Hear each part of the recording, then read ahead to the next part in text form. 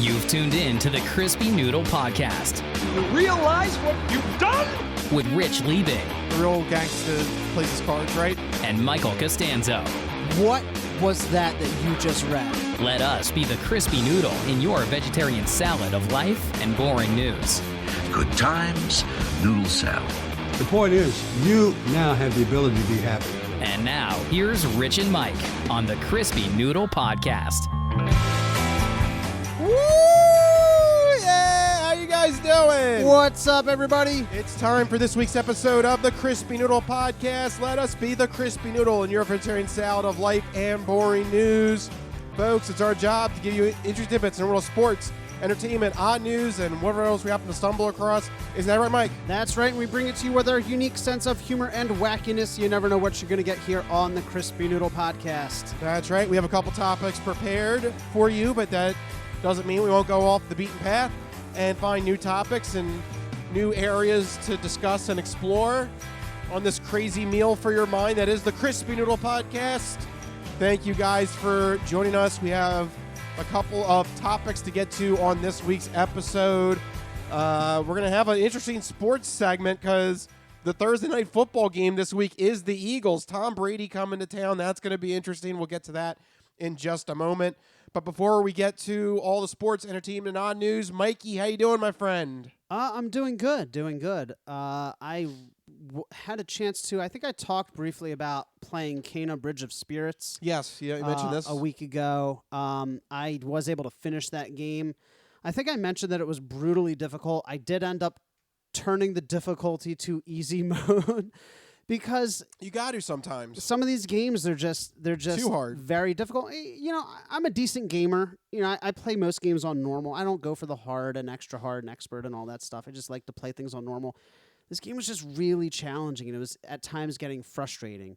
So I turned it down a little bit. The game was good.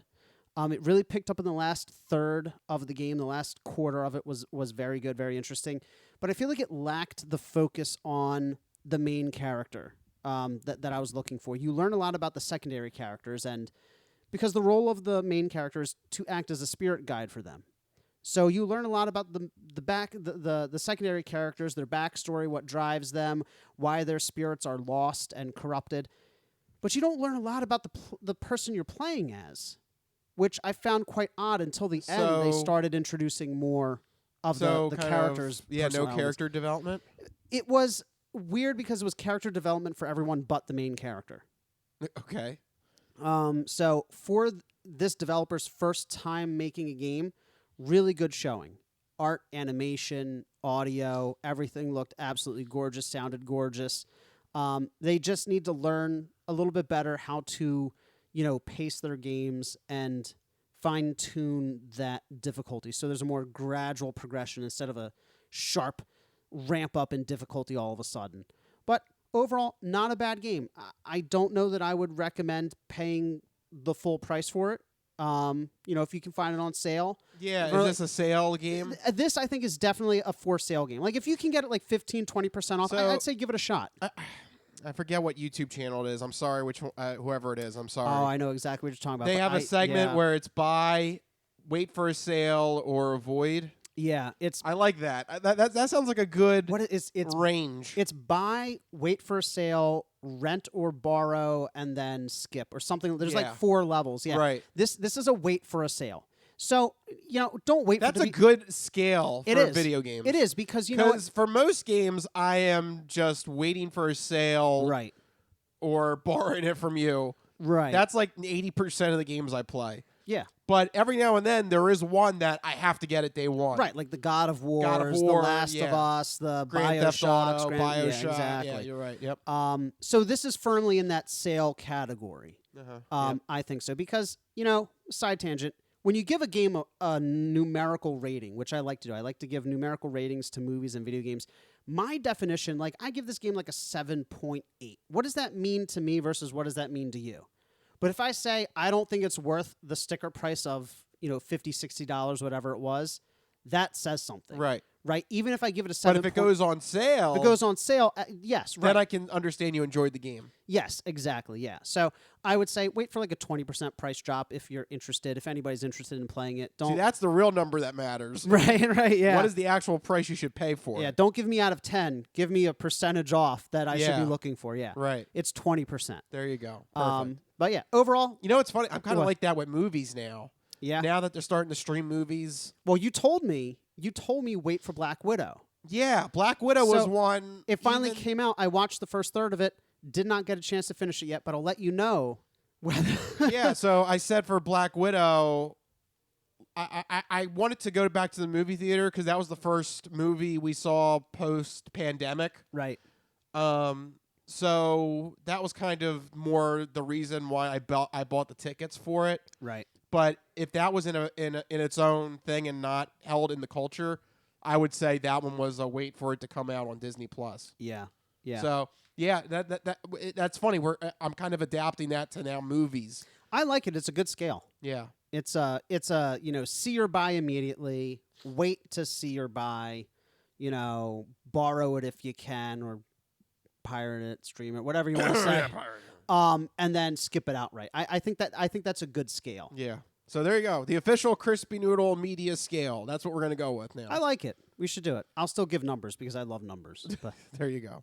but anyway, that's what I was getting up to. Rich, what were you up to recently? I guess so. The thing I did, I saw Malignant. It was on HBO Max. Okay, what is that? It was the new horror film from James Wan. He did like The Conjuring and Insidious. Okay. So he had like a track record for decent horror flicks. Is this another thing in the No. Conjuring universe? No. No, this is Okay. completely separate. Okay. And yeah, that was another one. I was like, I'm glad I didn't pay money for this. I'm glad that was. You're glad it was a streaming HBO Max deal. Yeah. Ooh, that's not good. Yeah. For someone to say that about a horror movie, because horror movies usually, correct me if I'm wrong, have a slightly more forgiving scale. A little bit. Yeah. So I mean, that's why I won't say it's not like Horrible. right, but at the same time, it was a little cringy. Ooh. Like It's some bad if you're things- saying horror is cringy. Yeah, some things just didn't work in that film. Okay. And some things were. It seemed like it was shot for comedy for some elements of that I won't get into. Okay. Now I'm kind of curious. Yeah, it is. It is a curious beast. Okay. Yeah. Oh, now I really want to watch it because now I'm really wondering. Like, what do you mean it was shot for comedy? Don't dive into it too much, but that's an interesting statement for a horror movie.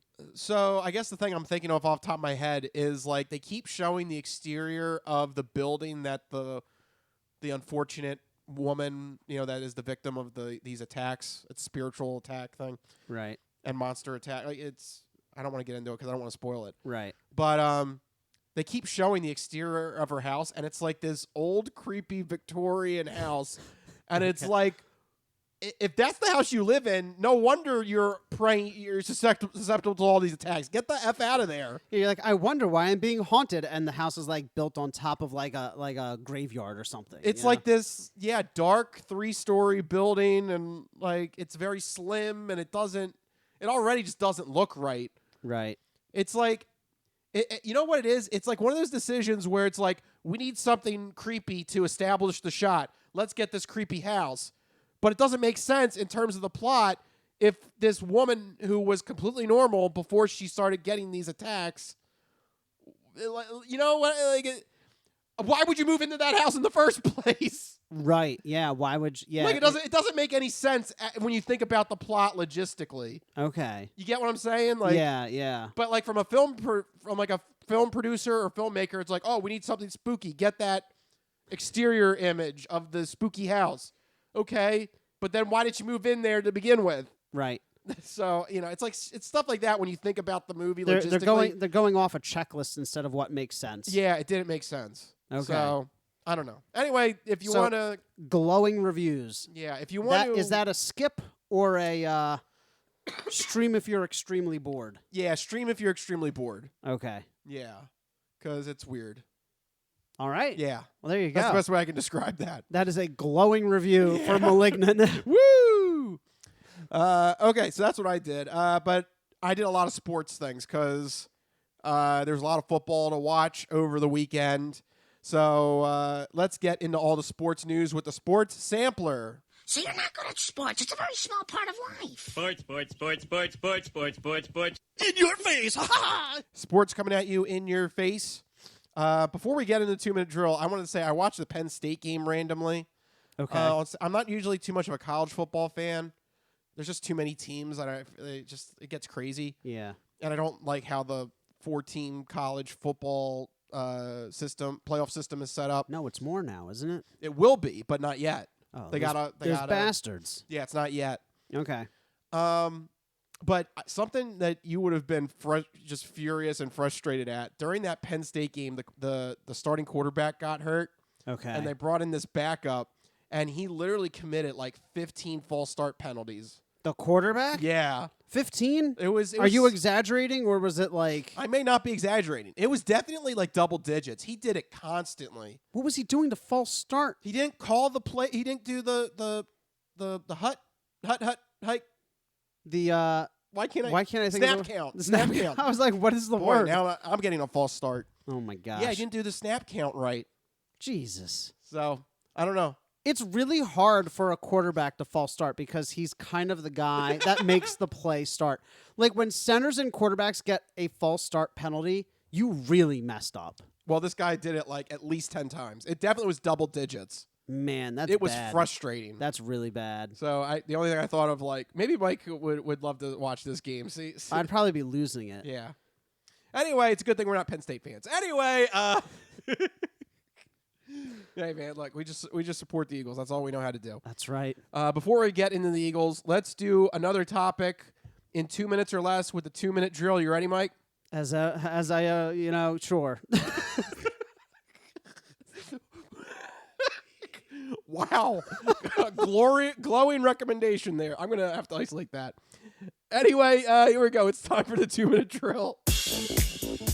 What do you have for us, Mike? Well, I'm speechless because this week in the 2-minute drill, we're talking about John Gruden and the disaster surrounding the former Las Vegas Raiders head coach. That's right. John Gruden resigns as Las Vegas Raiders head coach after emails of his surface of him using the unholy trinity of racist, homophobic, and misogynistic remarks dating back as far as 2010. That's right. Over the course of a decade, John Gruden sent numerous emails laced with obscenities and profanities targeting everyone from female refs to the NFL concussion protocol to Roger Goodell to black executives in the NFL. I mean, he literally targeted as many individuals, groups, and movements as humanly possible. By all accounts, he's kind of a monster. Oh, yeah. He's a full-blown dick. Yeah. He lost any sort of reputable standing with this scandal. When the news story first broke on Monday, I think a lot of people just assumed that it was because of, just like a simple dig that he made at some people or something. But the news story that started to come out as Monday night went into Tuesday, each one got worse and worse between the racism, the homophobia, then the link to the Washington football team right. with the cheerleaders, and the pictures. Oh my gosh. It was literally, it just spiraled out of control, and there was no tenable position that he was going to keep that job. He had to quit. He had to quit. It's interesting, though, that all of this is coming out because the NFL is investigating the Washington football team and everything that happened with them that we reported on previously. Yep. So get ready for it to get even crazier. There you go, Washington. You screwed everybody. Congratulations. There you go. Somehow they did it. The Washington football team took down John Gruden. Somehow. Who's next? Yeah, who's next in this email probe? Oh, man, I don't know. Yep. But anyway. Yep. We'll keep you guys updated on that, but we have to get to the big topic at hand. The Philadelphia Eagles faced off against the Carolina Panthers this past weekend, and despite everything that we thought was going to happen, they actually won. Oh, good for you. Why, though? Why can't... I mean, I've fully embraced the concept of a tanking season. I don't know why the Eagles haven't. Right now, we're on track to get 3 top 8 picks. Just let it happen, Eagles. Just let it happen. No, it's not going to happen. They're going to at least try to win a couple games. So, what did happen? What in did this game? happen? Yeah. So basically, the Eagles played like crap during the first 3 quarters of this game, and then a punt block just turned the fortune of this game. A very fortuitous, a very lucky punt block just changed the entire momentum from the Panthers to the Eagles, and all of a sudden the Eagles had all the momentum. They had a short field, drove for a touchdown, then another touchdown to take the lead, and the Panthers had a chance to tie. They could have kicked a field goal to force overtime, but Sam Darnold threw a costly interception and lost the game, and the Eagles come out of Carolina with a win. But I would not be too thrilled about this game because for the first 3 quarters of this game, the offense looked stagnant at best. They still were not moving down the field. No running. Apparently, this is a team that's just going to refuse to run the ball. You have Miles Sanders, not going to use him. I don't understand. In a game where Jalen Hurts can't eclipse more than 200 yards passing, throws an interception, gets sacked a couple times, still, outside of Jalen Hurts himself, the Eagles only put up, if I'm reading this correctly, about 60 rushing yards. I mean, they're not running nearly enough with the type of offensive line that they have and the running back that they have. On the other side of the football, they give up over 100 yards to Carolina on the ground. Man, this is a game, if you looked at the stats, you would have said Panthers won this game outright. Yeah, I mean, it's not that great from the Eagles' standpoint. I mean, Jalen Hurts had a very pedestrian showing, just looking at the stat line. I didn't get a chance to watch this game because I was running errands, and I get in the car, I turn on the radio, and all I hear is, Carolina gets a safety, and I'm like, all right. And I turn it off. I'm like, it's going to be one of those games. Then I come back, and they actually won, and I was shocked to see that they won. But, to your point, it doesn't seem like they really had that great of a showing. No. The only good things to note other than the punt block was the defense had a couple of key consistent stops on third down to stop Carolina from scoring touchdowns. A lot of their drives where they were gathering momentum ended with field goals and punts. So that's what kept the game closed. But I still think overall this was not a good game for the Eagles. There was another thing, too, still way too many penalties that this team commits. And usually when a team commits too many penalties, that's coaching. And I know we want to give Nick Sirianni some forgiveness because this is his first time being a head coach, but at some point the Bucs got to stop with him. He needs to rein these guys in because they're committing stupid false starts, offsides, illegal shifts. Like, it's just getting annoying. These are discipline penalties. Yeah, they're not like in the game. Right, it's not like in the game you accidentally drive a guy out of bounds or you hit a quarterback a little bit late. These are discipline things. Being able to stand your ground and not jump off sides or false start. Like, these are coaching type penalties. So you're right. He does need to get a grasp of that there. 6 penalties for 60 yards. It's not a great showing by the Eagles. I also saw a stat that the Eagles this year have had 5 touchdowns taken away by penalties. Yep. So they had one in this game too taken away. When you have touchdowns being taken away by penalties, you cannot win games. I know we won this one, but eventually, I'm saying eventually, like we have a shot this season. But at some point, it's going to end up being the difference maker in a game. Just really, really lackluster. Even with the wind, lackluster. And going back to the running thing, I'm looking here that the Eagles giving up so much time of possession. I mean, the Panthers had, 11 more minutes of game time. Game time than the Eagles did. It's going to be really tough to win games with a rookie head coach and a second-year quarterback when you're only on the field for 25 minutes. You need to control the clock, especially when we have an offense that's geared around these tight ends and these running backs. I know we have the flashy wide receivers, but Jalen Hurts has been struggling to get them the ball. So why don't you lean into your tight ends and into your running backs? I don't understand the hesitance to use them. it's just really baffling play calls. Yep. But hopefully with all that information, you can see how just a simple punt block late in the fourth quarter kind of switched the game on its head, and the Eagles got the momentum, came back, win it in the fourth quarter. But unfortunately, I want to put a button on this with this statement, and I think it's pretty true. This is a game the Eagles did not win. The Panthers lost. Yeah. The Panthers really should have had this game. Between all the stats that you mentioned, between the fact that they were in control of this game for the first 3 quarters of this ball game, and just let a silly mistake in the fourth quarter, a punt block, just go through their protection, and bam, that's it. That's all I needed to start unraveling, and then a key interception by Sam Darnold on the final drive to put it in the books. This is a game the Panthers lost. The Eagles did not win this one. Yeah. Unfortunate, but it's the way only that the Eagles Yeah. could pull out a win, and it's still like kind of like, meh. I'm Yeah. not like excited. Because the Panthers aren't really, they're better than the Eagles, but they're not really a high-quality opponent. Yeah. We saw how things were when we played Dallas. We saw how things were when we played the Chiefs. When you play tougher opponents, the Eagles kind of snuck away lucky here, but it's not going to work that way. Yeah, how often can you rely on a punt block? Right, exactly. You can't rely on, once a season type things. Yep. You need to have consistency, and right now the Eagles don't have much. Well, speaking of looking towards consistency, one thing you can count on is that every week during the NFL season, we are going to give you 4 games that we think you should keep an eye out for in the upcoming week.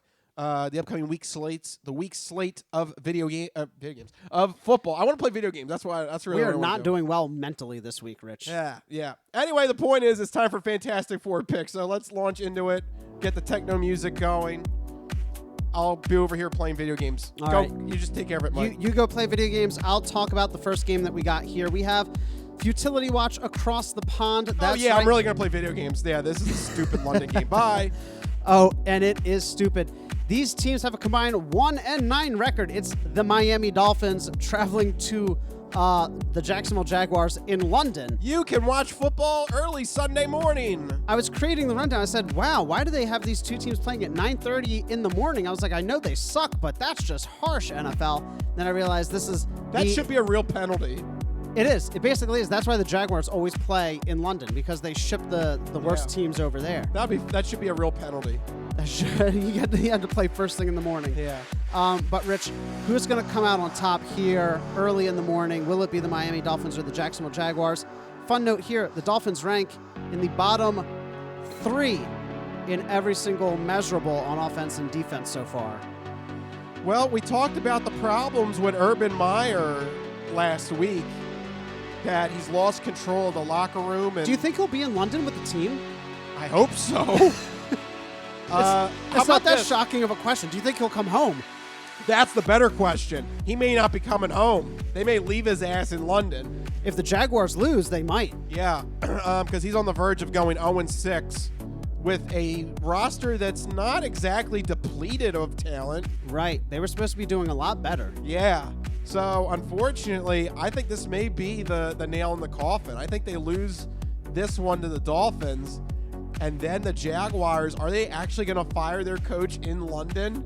Yo, that would be awesome. And I'm going to pick the Dolphins just because I want to see that happen. It could. I want to see the Jags lose in London after the coaching controversy, and then them just be like, you know what?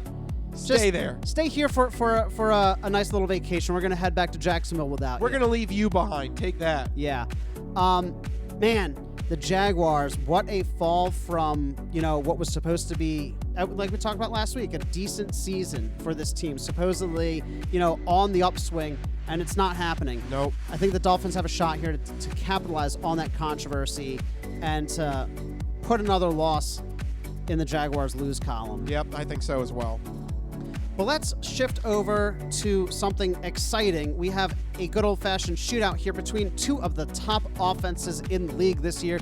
The Arizona Cardinals are traveling to Cleveland to face off against the Browns. Who would have thought I'd be saying a shootout with the Browns? But that's where we're at, Rich, in the history of the NFL. The Browns, one of the top-ranked offenses. The Cardinals not far behind. Who do you think takes this one? Normally, in a game like this, I would say go with the home team. And Cleveland is a very good squad. But something that's bothering me is the fact that they have now had 2 games so far this season where they've had a double-digit lead going into the fourth quarter, and they've lost it, including a big one last week that really hurt their momentum and their chances of, trying to win the division.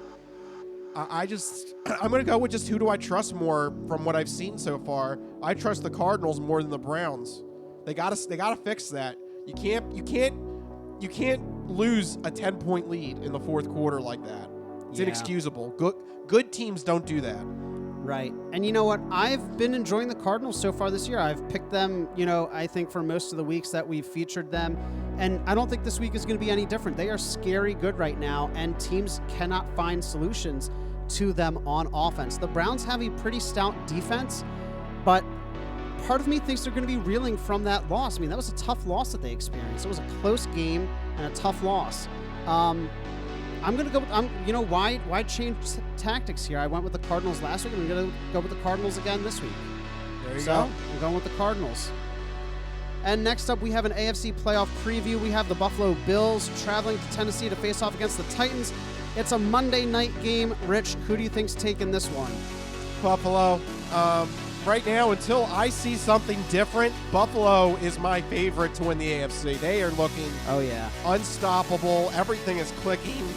Josh Allen is looking like the best quarterback in the league. This team is just firing on all cylinders. Ride the hot hand. Go Buffalo. I am all in. Until I see another major flaw with this team, I think they're the favorite to win the AFC. I like the Bills. They're just looking unstoppable. Yeah, you know what? I agree. The Tennessee Titans, they've been good the past couple of years, but the Bills are on another level here. Just like the 2 teams we just featured, they're one of the top 10 offenses, but they also have the league best defense right now as well. Stats don't tell the whole story, but they tell part of the story. They have probably the best safety core in the league. Yeah. They are shutting down any sort of vertical threats. Yep. They are a top pass defense. And look, just like not get the air raid going on. Right, exactly. And just like I said with the Cardinals, why change tactics now? The Bills and the Cardinals, I think right now are the 2 top teams in the NFL. So I'm going to go with the Bills here against the Tennessee Titans. I think these have been pretty easy picks so far, but maybe this last one will give us a little bit of a pause here, Rich. It's the hometown team. The Tampa Bay Buccaneers are coming to Philadelphia to face off against the Eagles. Tell me, do the Eagles stand a chance against the Tampa Bay Buccaneers? Okay, so here's what's going to happen. Oh, boy. Because if I say the Eagles, then I doubt Brady, and Brady will win. Right. If I say Brady, then the Eagles are going to be doubtful, and then the Eagles are going to win. Okay. So, Brady. I'm sorry, I can't see the Eagles keeping pace with the Buccaneers. I really can't. Tom Brady is having, what now, the 4th stage of his NFL Hall of Fame career? He is timeless. He is ageless. He is, I don't know what he is. Yeah. Not real. I think they swapped him out with a robot a few years back. Yeah, he just won't stop. Can't stop, won't stop. Yeah, so, sure, Brady. There is one team that always has success against Brady. It's the Philadelphia Eagles. That's why I'm choosing Tom Brady and the Tampa Bay Buccaneers. There you go. What did you think I was going to say? The defending Super Bowl champs versus the Eagles with a rookie head coach and a second-year quarterback? Shut up. It's the Bucs. All right, there you go. That's our fantastic 4 picks for week number 6. I forgot what week it was. Wow. Are we okay to do the rest of the show? I don't know. We may not be. We're already coming apart here at the Sports Sampler. But there you go. That's the fantastic 4 picks for week number 6 of the NFL season.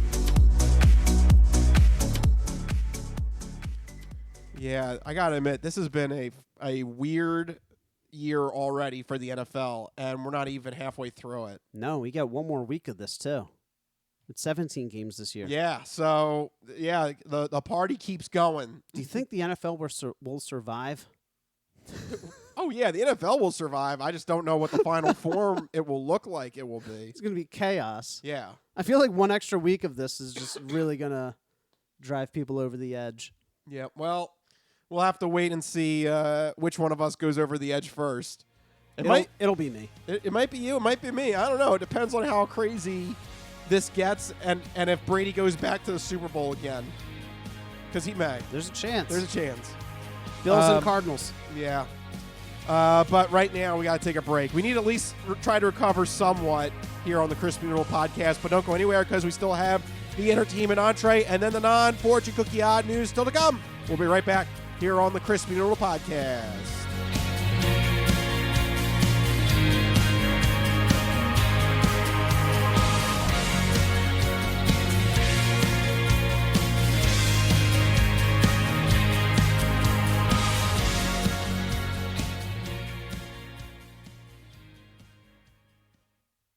Ready for the weekend?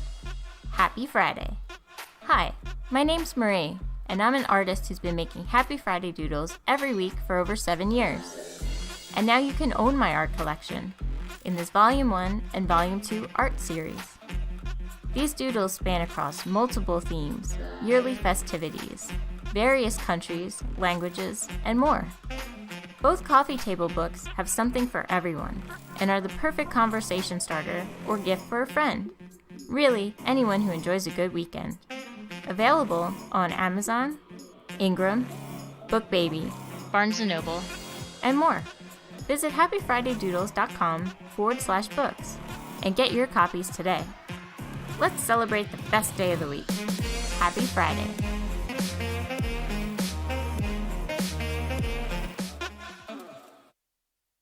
If you go to Taco Bell at 3 a.m, this is what you're going to get.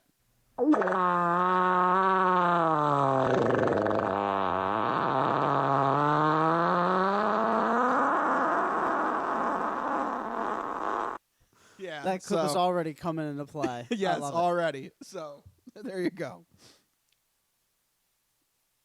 Stop. What happened? The thing went on. Well, how did that turn on? That was I weird. don't know. The fart sound. The fart sound turned Amazon on? I think the fart sound turned on my Echo. What the I hell? don't know. It turned on. What are you doing, Jeff Bezos? What are you into? Basically, he's listening to fart sounds. He's listening to our fart sounds. Oh, my God. I changed the trigger word to fart. I got to fart at it now. I don't know what happened. That's really awkward. You're going to have to... Excuse me. Excuse me. How can I help you? You may need some bowel. Do you want me to automatically order you Pepto-Bismol? I don't know why. I don't know why I'm talking to it solely through farts now. It actually, you fart into it. Fart once for yes and twice for no. No. Actually, you fart into the device, and then Yeah. Amazon can determine what medicine you need. Oh, right. Wow. That's next level right there. Or what you've been eating and what you want to reorder. I detect Cheetos. Would you like to subscribe? Would you like a bulk order of Cheetos? Oh, yes, please.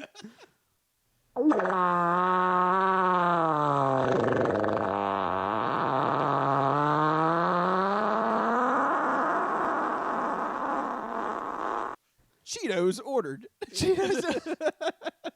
That story took a turn. Yeah. Cheetos ordered. Okay. All right. There you go. The latest from Jeff Bezos and Amazon. It's amazing technology, I tell you. Yeah.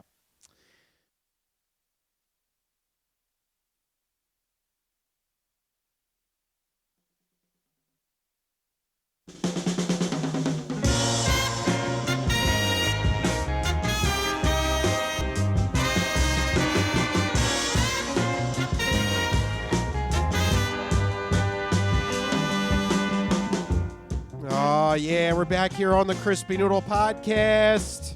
We barely survived the sports sampler, which I don't know. I don't know if this means we're going to make it to the end of this recording. I don't know. Yeah. You'll have to stick around to find out. Yeah, I don't know. I don't know how. Somehow we will get to the end of the podcast, but Limping and banged up, but we'll do it. yeah, we just need a punt block. That's all we need. We just need something to turn it around. Yeah, here we go. Punt block time. Woo! Woo! I don't know what else you do for a punt block on a podcast. You say woo. Woo! Yeah, try and mess the punter up.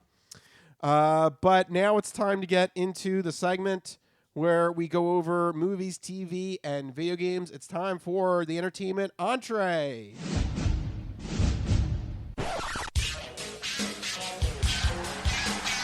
And now, the latest in movies. The Simpson guy writes to movies. Dear Die Hard, you rock.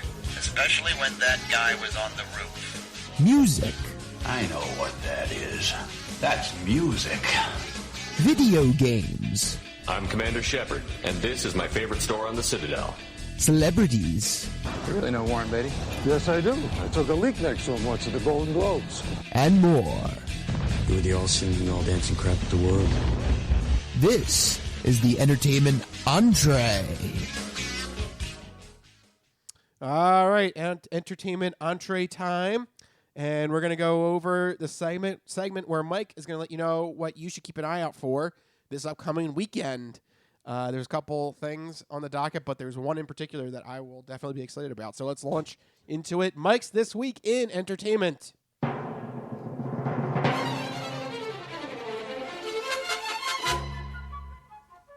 All right, Mike, what do you got?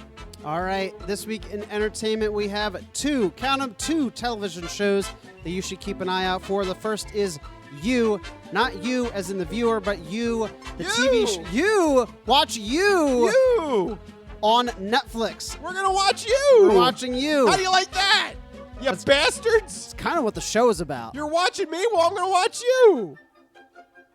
I'm watching you watch them watch you. You!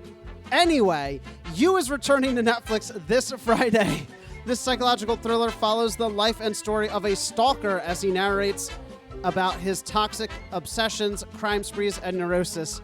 Rich, you're creeping everyone out, including me. It's you! The show captivates by giving the audience a deep look into the mind of someone who views relationships, love, and sacrifice through a warped and twisted lens as the main character constructs ways to pull him and his targets closer together. It's a really interesting show. The second season was a little cringy, but you got to stick around for the wild plot twists and the absurd just thriller aspect of it and how everything is tied together in the end. So I'm eager to start watching season 3 and see what it's all about. So definitely go check out You this Friday on Netflix. But the big show that I think Rich and I are more looking forward to is the big drama returning to HBO this Sunday at 9 p.m. Succession. Yes. Oh my gosh, I've waited so long. And this theme, so good. I have waited so long for season 3. We all have, all of us that are fans of Succession. I put a gun to my head, I will say to you, this is the best show on TV right now. Absolutely, without a doubt. You know, it took me a while to get into it, but I absolutely agree. Succession is one of the best shows out there right now. You gotta love the family drama, the weird humor, the sick, perverted storylines that are happening, and just the cutthroat viciousness of these characters and how there's really no saving. There's no. They're all assholes. They're all assholes. Yeah, I mean, there's no likable characters, but at the same time, they're all very damaged characters that have very slight redeeming qualities, but then they just undo them by their,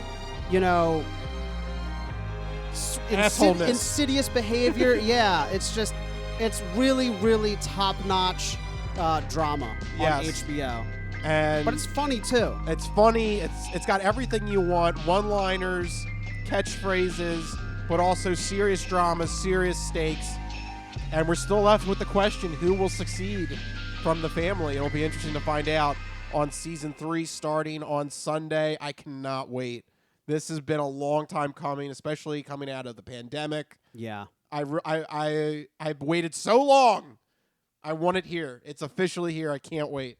I've blocked out Sunday. Nobody's interrupting me on Sunday. I'm watching Succession. Absolutely. I concur. I definitely got to check it out on Sunday as well. That's what we're looking forward to this week in entertainment. But, Rich, moving away from television, there's also something that we got to talk about. You mentioned it briefly earlier in the podcast. You mentioned how people were getting back to movies. Yep. And one of your first movies back was Black Widow because you wanted to see the next big Marvel release. But I know that the movie you were really looking forward to was a little indie flick. Not very big. It sort of falls by the wayside a lot of times. I think the name is James Bond. Yes. Oh, okay. That is correct. Wanted to make sure I got that right. That is correct. We hit the theater to go see No Time to Die. I think before we get into the fanfare and everything, I think we should warn everybody for spoilers. Oh, yeah. Definite So, spoilers. Here you go. Your official spoiler warning. It's a spoiler! Ooh, it's a spoiler! Don't listen! Go away! I love that. Go spoiler. away! I love that spoiler sound effect. I will play that every chance we get to. But no, without further ado, let's go into the fact that we got to see No Time to Die, the latest Bond movie. We are back on the Bond train. I can now officially say again that I've seen all the Bond movies, all 25 of them now. I can say I've seen like maybe 7 or 8. Woo! There you go. So, yeah, this is the last one for Daniel Craig. And boy, did he make sure that it was going to be the last one, because this is not a universe where agents come back from the dead. And wow, that is, you just dropped that bomb there like they did in the movie. We played the spoiler music, so you better have heed the warning, because if you pick up my drift and connect the dots there, you will deduce that we have learned that Daniel Craig's Bond is officially dead. The first time ever that a Bond has died in a movie. So this is whole new ground, whole new territory. Also, it's just the revelation that in this movie that he has a child. That was an interesting wrinkle in this that we always kind of knew behind the scenes. He's banging all these women. It's about time one of them finally produced a kid. Especially back in the 60s and 70s, you know that he definitely left a couple of kids out there somewhere. Yeah, they're out there somewhere. So we had that. And then on top of that, I felt like this movie also kind of killed off all of the supporting characters through the Daniel Craig movies as well. It killed off Felix Leiter. It killed off the new Blofeld, which was Christoph Waltz. Mr. White was already dead, but he was a supporting player. I felt like between this movie, Spectre, and the continuing storyline that they tried to interweave between the five Craig movies, this really is like, that's it. This is done. This story is done, which is good and bad. It's good because, this is kind of the first time that a Bond actor really kind of had his moment to actually say farewell and to direct his farewell. Unfortunately, the last couple of Bonds never had a chance to. Pierce Brosnan was fired essentially after how bad Die Another Day was received. Timothy Dalton never got a third chance after he finished License to Kill. And Roger Moore, he was just really getting too old and creepy. That was, he was 60 when they were shooting the last one, and it was kind of like, not really like a Playboy spy anymore. More like a creepy old guy sitting in the park. Right, trying to bang 20-year-olds, which is kind of weird. No, you got to keep the age disparity somewhat reasonable. Right. So the last couple of Bonds never really had their true goodbye moment. They never had a moment to have their farewell, and Craig had it with this movie. So he's lucky in that aspect. But unfortunately, we were discussing this after the movie we saw. I kind of feel like that, that was the good part about it, but the kind of bad / convenient part of it is that is the perfect fodder ground, in my opinion, to do a hard reset, because literally everybody else is dead. Yeah. Everybody, pretty much No Time to Die actually meant everyone has time to die, because everybody in this movie died. They had a lot of time to die. Yeah, there's a lot of time to die. And also, it was the longest Bond movie, too, so everybody had significant amount of time to die. So, I don't know, and also, it's not, it's not like a surprise either, because that is kind of how this rolls, that when there's a new actor, it's kind of a new regime, a new feel, new supporting characters. So it's not out of the question, but I kind of feel like with Bond dying, it's officially now like, oh, okay, like, duh. Like, this is the perfect way to have a fresh start, and whoever gets the Bond role in Bond 26, it's their, they start from scratch. Yeah. And they're going to do another Bond movie. That's not. Don't tell me that. There were a couple people who are saying, "Oh, they're going to do another Bond movie." Yeah, they're going to do another Bond movie. Well, who's saying they're not going to do another Bond? A couple movie? people on the internet. Couple people they don't know what they're talking about. Look, James Bond MGM was bought out by Amazon. They're absolutely going to do another Bond movie. Yeah. Which, interesting side point, did you know that this movie needs to gross about $800 to $850 million worldwide just to break even? MGM did not handle this movie correctly and that's why they got bought. And that's why they got bought.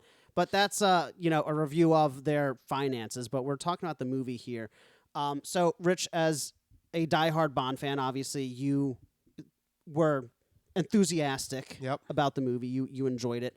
Me, as a more casual observer of action films, it was fun. I don't think I got as much out of it as you did. I think that my big problem with the Bond films, and this has always been my problem, is that I get that this is why people like them, and this is exactly why I am not a huge fan. They're very isolated and serialized and very separated from each other. And the one time they try to make a continuing storyline, they slam the door on it shut immediately. At the very end here, in the last two movies, they introduced long-lost family members and love interests and quote-unquote, maybe questionably, kids, we don't know. And then all of a sudden they just shut it all down. So what was the point? Why cram all of this extra character into the last movie and a half to then just kill it off and end it? It seemed very shallow to me and somewhat unnecessary at times to introduce all this extra weight and gravitas. Well, definitely Inspector. It was one thing when... But why introduce a kid in the 11th hour? Yeah. I don't know. I think that was just to have kind of that moniker, because they never had a kid before in the Bond movies. So, okay, but I don't know. We're breaking new ground. Okay, Red Letter Media. Breaking new ground over here. But yeah, the thing with Blofeld being Bond's half brother. That was so dumb in Inspector. They made I groaned at that. They made some weird choices in the last two movies, and also the plot was also. I mean, James Bond plots are always kind of just convoluted and all over the place, and this one was no different. The action sequences were a lot of fun. The set pieces were breathtaking, as one would expect, but strung together very loosely, and it seemed like, I don't know, not enough stakes for me. I never quite grasped, really, why it all mattered. The daughter didn't do anything for you? I mean, it's because here's the thing. It's not like he's like, oh, I wish I had a kid, or maybe I have a kid and I've just never been able to connect with them. Now it's like, guess what? You have a kid. It's like, okay, we're an hour and a half into this film. It's kind of like, or whatever it was. It was nearly a 3-hour film, which is another critique of mine. You know, I don't like the longer films unless it's called Lord of the Rings. Yeah. But I think that really is at the heart of the problem here. Is I'm drawn to properties that have substantial world building and have a sense of time and place and setting. And I think that's what really does not jive with me for these action films, is that you don't really get a sense of it. I was really excited to see, you know, the potential for the 007 moniker be passed down to someone else, and maybe, you know, see something where they're broadening the universe, where now you had mentioned at the theater, maybe you bring back older James Bonds and they mentor the young guys. And I'm like, that seems interesting to me. That seems unique. So this is why I say that, because in the movie Skyfall, the old man that they call him Kincaid, the old man that is at the Skyfall estate, right, was actually supposed to be Sean Connery, and that would have been awesome. They were trying to lure him out of retirement heavily for him to play that role. That would have been amazing. I would have, my jaw would have hit the floor in the movie theater if that was the case. But Sean Connery, being the codgy old bastard he was, he never wanted to reprise the role again. But that idea always kind of stuck with me, that would have been a cool way to keep kind of the legacy of these films alive. It would have added depth to the story as well. Like, not necessarily, maybe, you know, obviously you can't have Daniel Craig and Pierce Brosnan and Timothy Dalton in their 50s, 60s, and 70s, respectively, you know, in the middle of the field. But you could have them be like a new position within MI6. Right. That they're kind of these legacy teachers or something, and they would teach the new Bond. I thought that would have been a great way to spin this off. Maybe not with Daniel Craig, because obviously he's had enough of the franchise, but maybe like a Pierce Brosnan, like maybe he could have been like a teacher to whoever the new, you know, whoever ends up being the new Bond. But obviously now with them willing to kill Bond off, you can't have that. Yeah. So I'm kind of disappointed now. My Bond legacy plot line has been destroyed. They can't do that. So yeah. Anyway, in terms of the actual movie, it was decent. Like you said, the action was very good. Daniel Craig himself is still pulling off all these scenes at a older age. He's not the oldest Bond, but at the same time, he's getting up there. I really like the Felix Leiter character in this movie. I forget the actor that played him in this movie and in Casino Royale. But he was fantastic. This was a solid movie. I don't know if it cracks the top 10 of Bond movies, because we are dealing with 25 Bond movies. Yeah, that's a lot of movies. I think it kind of hovers at the 10 to 15 range. I don't know if it cracks the top 10. Okay. It's good. It's good. I had my fun, but I don't know if this is a movie that sticks around in terms of prestigiousness. Yeah. I can't give it a ranking because I haven't seen all the Bond movies. But for me, just from a strictly film perspective, as you know, a casual observer of Bond movies, this is a good balance whenever we review things where one of us is a diehard and one of us is more of a casual observer. Yeah. Because, you know, when I watched this movie, I thought, okay, so Nomai doesn't matter. The new 007 literally does not matter. That was literally just hype to get internet neckbeards angry. Well, do you think she's going to be the next 007? No. Do you think that maybe her role was going to be bigger, and maybe due to all the backlash, they cut some of her scenes out? Maybe, because literally, what role did she serve? Really, at the end of the day, she's just antagonizing Bond. Yeah. So what role did she... I took your number. So here's my issue. What role does she serve? What role does the child Gambit serve? What role does, what's his name, Blofeld being related to him serve? Like, they introduce all these elements that are very shallow and not fully developed or thought out. As an action film, if you're in it for the car chases and the explosions and the action sequences, yes, absolutely. It works in that regard. But all these other elements, I was just left asking, okay, like, why? And to what end? Yeah. If I'm looking at it from a strictly story perspective. Obviously, that's not really why people watch Bond. I get that. I get that I am like not the target audience for Bond because it's just never jived with me in that same way. But that was my reading of the film. And it was also way too long. Yeah, well, it was definitely a little longer than I thought it was going to be.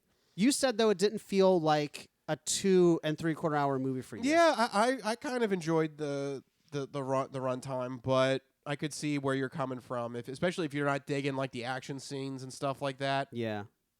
So I guess here, if we go back to our scale from earlier in the episode. Yeah, that's right. So for me, it was a wait to stream it type movie. I don't think seeing it in theaters is necessary.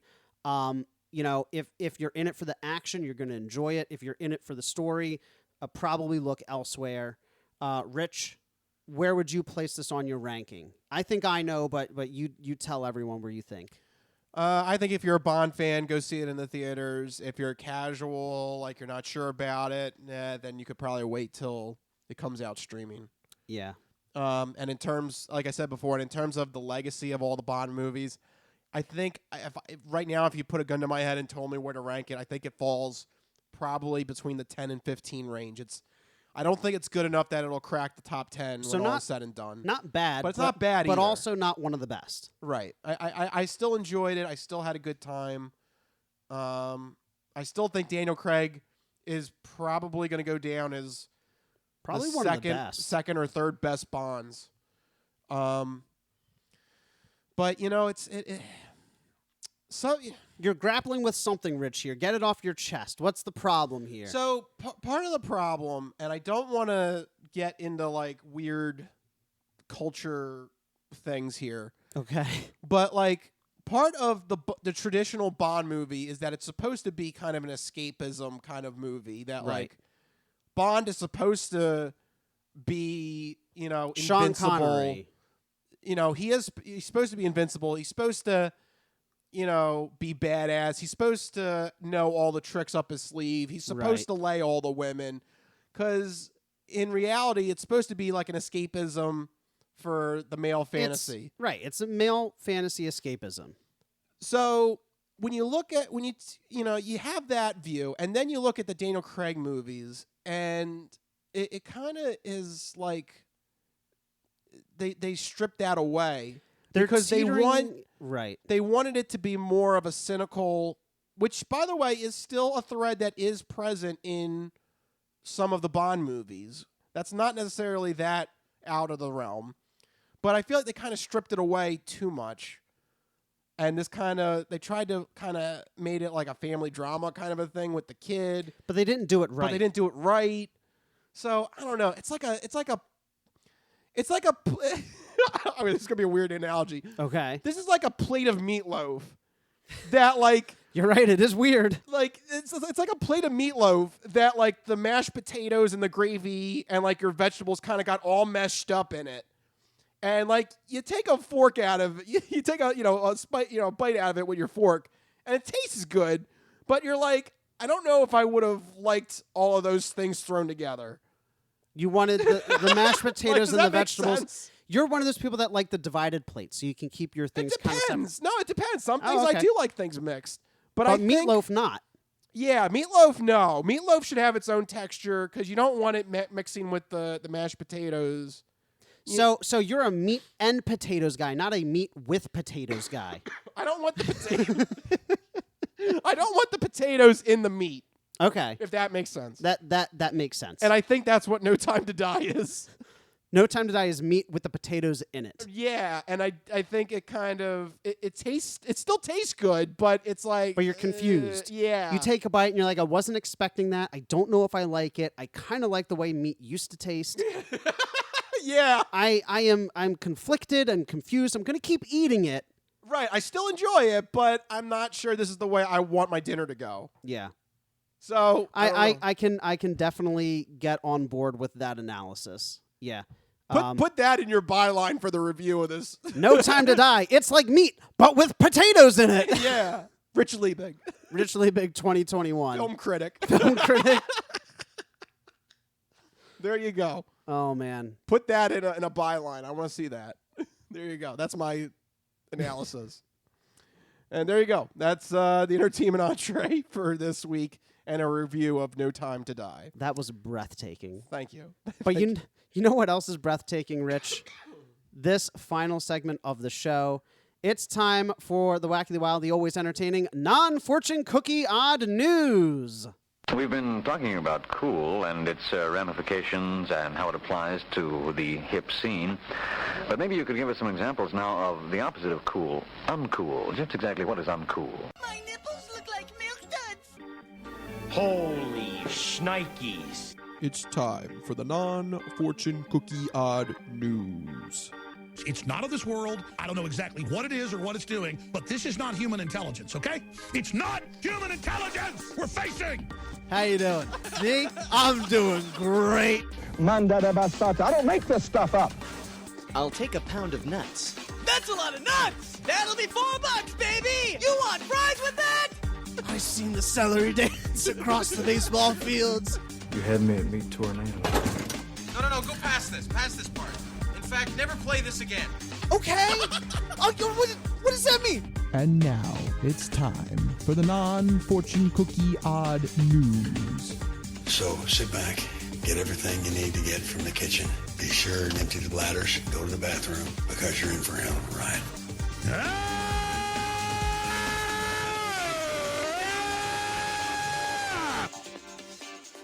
Woo! Odd news. That's right, everybody. It's time for the non-fortune cookie odd news here in this segment. Rich researches the news, he reads the news, and I react to the news. He finds a weird and wacky story and keeps it hidden from me, which ensures that my reactions are my genuine gut reactions to hearing this story for the very first time. I don't know what's about to happen. You guys don't know what's about to happen. And even Rich doesn't know what's about to happen because these stories always take us down wacky and wild paths. And I'm ready to get started. Rich, where are we heading to first? It's Florida. Oh, yeah. Oh, yeah, of course it is. Why would it be any different? Now, who is this guy in Florida? It's Florida, and they're crazy. I always got to ask. Yep. Because every once in a while we take a break, but then we come right back home to Florida. Yep, the bread and butter. That's right. We come right back. All right, so, man, this is just another one of those things. If you're listening on the podcast, get your imagination caps on, because this is another just crazy thing to imagine. Going to Titusville in Florida. Okay. Titusville police officers found a Florida man sitting in his front yard, holding a sword, chugging a bottle of rum, and trying to start a fire, according to the police report here.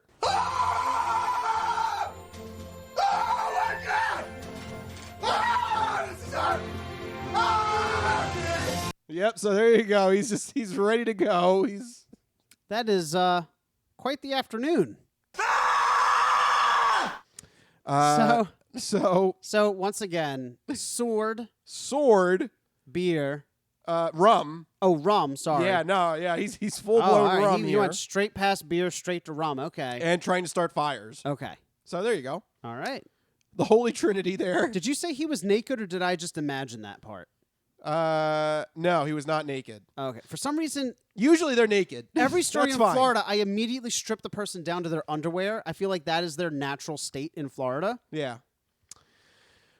When police got to the man's house, police saw that the flames were reaching 4 feet high. Okay, so this was not him trying to start a fire. This was him actively standing in front of a raging inferno. 4 feet is not If I small. were the man I was 5 years ago, I'd take a flamethrower to this place. Woo! Yeah. There you go. Wow. Obscure Al Pacino quote that I just found hidden in the depths of my soundboard. If I were the man I was 5 years ago, I'd take a flamethrower to this place. Thank you, Al. There you go. I mean, it He sounds couldn't like... wait for you to finish, by the way. Sorry. I know. You were just so eager. You're like, ooh, Al Pacino. You're just so eager. I forgot I had that stored on the soundboard here. If I were the man I was 5 years ago, I'd take a flamethrower to this place. Investigators said that the suspect, 37-year-old Scott Taylor, was drinking more. Had finished more than 2/3 of the handle of Captain Morgan. Wow, that's a lot. Yeah. And the flames were within 20 feet of his neighbor. So, I guess that's pretty close. I mean, I guess that was a good thing that the police showed up because, yeah. Also, 4 feet of flame, I mean, like, I'm almost 6 feet tall, so that's, 2/3 of my height. That's a lot of, it seems like a big flame to me. Yeah, especially that close to the house, yeah. Doesn't that seem like a big flame to you? Yeah, especially 20 feet of the, yeah. I mean, anything more than like a barbecue grill, and I'm like, oh, I start getting nervous. Yeah, yeah. Police, can you deal with this, please? The fire's getting closer and closer. Yeah, and this guy's not stopping his rum drinking ways. He also has a sword. Yeah, he's a sword on him. So let's not forget that if the fire doesn't get somebody, the sword will at one point, because I assume that after he finishes the last third of that bottle, right? Yeah. The sword's going to look a bit more enticing to someone who's an entire bottle down. By the way, that's not the only alcohol he had, because police also noted that he was, quote, surrounded by by formerly filled containers of alcohol. So he also had more alcohol besides the 2/3 of the handle of Captain Morgan. So he is well and truly... Yeah. This guy he's what kind of alcohol? I mean, it doesn't matter at that point. Yeah, I just said open containers of alcohol. Okay. So I guess, though, if he's on Captain Morgan by now, I guess it was other spirits, other liqueurs, if you will. I guess so. I feel like if you're hitting an entire bottle of Captain Morgan, you're not starting with Miller Lite. Yeah, right. Wow. So he was trying to create a fire here. Yeah, he's got the sword. But luckily, cops were able to get him into custody relatively easy. But then things picked up again. Of course. Because arriving at the county jail, police noted that the man Taylor got very angry and decided to break the fire sprinkler in his cell with just his head. Wow. How? Wow. He banged his head. Kind of hard? He banged his head so hard on the fire sprinkler that it ruptured in the cell. Aren't they also like in the ceiling? How did he get up there? Maybe he got like the bunk bed and headbutted it. Oh, maybe. Yeah, that's a good point. But that's still a lot of effort. That's a lot of effort. Also, I'm pretty sure those things hurt like hell. Like, they're solid metal, aren't they? Yeah, they're yeah. I don't know what they're made. Somebody tell me, what are they? I think they're made out of metal, right? The old time ones are the spigots with they're hard metal. Ow. Yeah, that's gonna leave a mark. that's gonna hurt. Officers said that resulted in over $1,000 worth of damage. So yeah, that makes sense. Also, police noted that when they ran a background check on Mr. Scott Taylor here, they noted that he was also convicted of trying to start illegal fires earlier in his past as well. So this is not the first time. Fires plural. Yeah, so this is not the first time that he's tried to start a fire. He loves to start that fire. Yeah, he's an arsonist.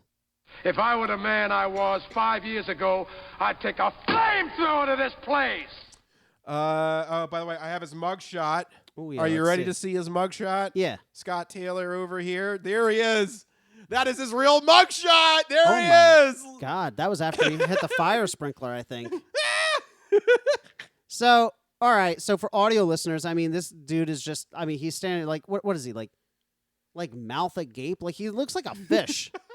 Like a bloated fish. He looks like when they took the mugshot of him, he got shocked by something either in front of him or up his butt or something. How many teeth does he have? He's got teeth, but they're like angled the wrong way. From back here, it seems like he's just got one chomper. No, he's got... I can't... I'm not as close as everyone else. He's got teeth, but they're like angled the wrong way. Yeah. He looks very concerned and shocked, but his mouth is like weirdly oval-like. That's an awful picture. Boy.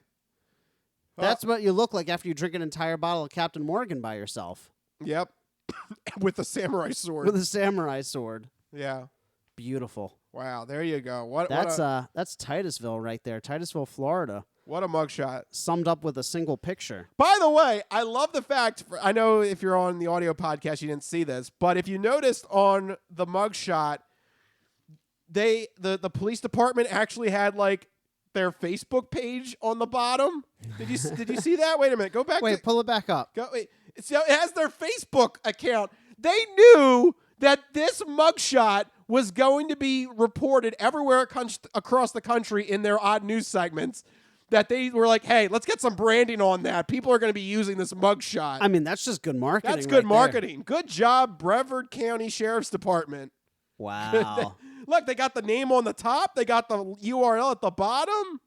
That's impressive. They know what they're doing. There you go. Marketing. Damn. Marketing. There you go. Good job, Brevard County Sheriff's Department. That's impressive. They definitely know a thing or two. See, now what? See, if look, police departments. All right, I got an idea. If you guys are gonna go this far, why don't you guys actually ship us the odd news directly? Ooh, and then be like, and don't forget to hit the like and subscribe button. That's right. We can work out like a content sharing deal. You know, international cross promotion. Some sort of like national odd news database. Yeah. Yeah. And don't forget to like and subscribe your local sheriff's department. That's right, yeah. There you go. Hey, even the sheriff's department needs to have an online presence nowadays, right? There you go. Especially with mugshots like that. That needs to be seen all over the world. Oh, absolutely. So sorry if you're just listening to the audio podcast of this, but... Well, get on that video podcast, guys. Yeah, check out the Facebook and YouTube feed because you got to see the photo of this. But there you go. That's what I have for you this week in the non-fortune cookie odd news. Woo! There you go, man. Also, by the way, I'm going to go watch Son of a Woman now just because I forgot about that sound clip. If I were the man I was 5 years ago, I'd take a flamethrower to this place. Yeah. You are loving that. Yeah, I forgot about that. Oh, my boy Al. All right. With that, it's time to start wrapping this up because I got to go watch Son of a Woman now. Okay. Because I want to go enjoy that movie. But if you like what you heard here on this podcast, make sure you decide to go to our website, thecrispynoodle.com. Make sure you're following us on all the social media platforms, Facebook, Twitter, Instagram, the whole shebang-a-bang. Look, if you're going to follow your local sheriff's department Facebook, you might as well follow us too, because we all got the same odd news stories that we're going to report from the local sheriff's offices. That's right, but we do it with a bit more humor. Yeah. And in addition to the whole shebang bang, make sure you subscribe to the Crispy Noodle Podcast's YouTube channel where you get the video version of the podcast as well as a whole bunch of other fun videos. But you can also still get the audio version of the podcast by subscribing on iTunes, Spotify, Stitcher, Google Podcasts, and Amazon devices. So make sure you search for, download, and subscribe to the Crispy Noodle Podcast on either YouTube or the podcast service of your choice. That's right. We also have a SoundCloud page where we have mini noodle promos. Check that out as well to have a quick laugh over some memories in the past. Memories. Yeah. But in addition to all that, there's so many ways to share and get in touch with the Crispy Noodle Podcast. If you want to get in touch with us individually, you can find us on Twitter. You can send your sports, entertainment, or odd news stories there. I'm at Mikey Costanzo, MikeYCostanzo. And I am at Rich Liebig, RichLiebig. You can find us on the Twitters. I'm also on Instagram as well. Let us know what's up. Let us know if there's a news story you want us to talk about, or if you have any comments on anything that we said on this episode. Did you agree with our review of No Time to Die? If you saw it, let us know. Did you like the odd news story? Do you want to start a fire? Let us know. Anything. Let us know. That's right. We'll read it on next week's episode. It'll be great. Absolutely. Do you want to start a fire? It doesn't have to be a fire. Please don't. Please help your local sheriff's department. That's Frozen 3. The ice has melted. Yeah. So we'll follow that up next week. But for right now, we got to wrap this up. This has been the Crispy Noodle Podcast. Let us be the Crispy Noodle in your vegetarian salad of life and boring news. That'll do it. We'll see you guys next week. See you guys. Later. Bye-bye, all you fine people.